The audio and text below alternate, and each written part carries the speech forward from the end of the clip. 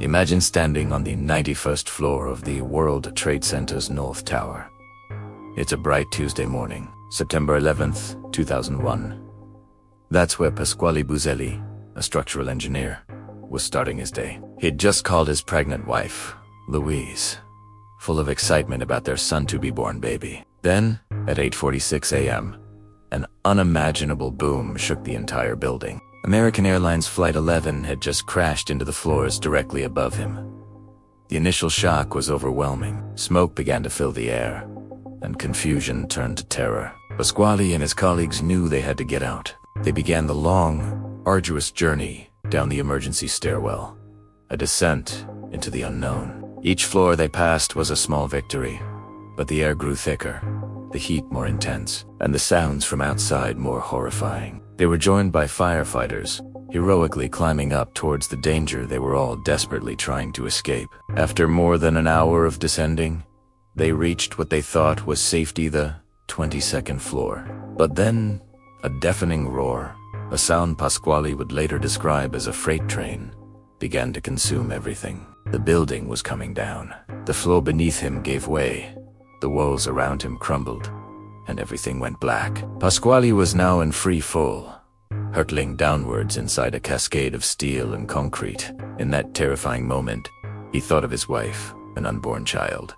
He curled into a fetal position, bracing for an impact he knew he couldn't possibly survive. He was falling, not for a second or two, but for what felt like an eternity. He was plummeting through the collapsing structure of one of the world's tallest buildings.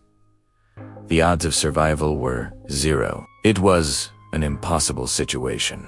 But then, the impossible happened. Pasquale didn't slam into the ground from a height of over 20 stories. Instead, he landed on a slab of concrete, a small section of the very stairwell he had been in. This piece of the building didn't just drop.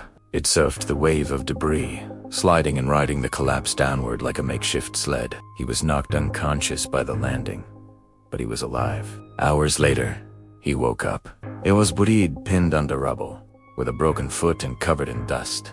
But incredibly, he was alive. He could see a sliver of daylight above him. He started yelling for help, his voice joining a chorus of others trapped in the wreckage. Firefighters, searching for survivors in the devastation of Ground Zero, heard his cries. One of them, Captain Mike Lyons, pinpointed his location. The rescue was delicate and dangerous. The debris was unstable, and any wrong move could have caused another collapse. But these heroes worked tirelessly. They finally reached Pasquale, pulled him from the rubble, and carried him to safety. 4 hours after the tower fell, Pasquale Buzzelli was out. He became known as the 9/11 partes de ese edificio, a man who rode the collapse of the North Tower and lived to tell the tale. His survival is a testament to the unpredictable nature of physics and, some would say, a true miracle. He walked away from a fall that should have been fatal.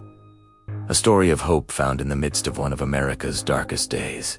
He was able to go home to his wife, and just a few weeks later, they welcomed their baby girl into the world. His story serves as a powerful reminder of the resilience of the human spirit and the thin line between life and the impossible. Thank you so much for watching. If you found this story as incredible as we did, please like this video and subscribe to our channel for more amazing stories of survival. We'll see you next time. Mindworks Media. Watch closely. Listen carefully.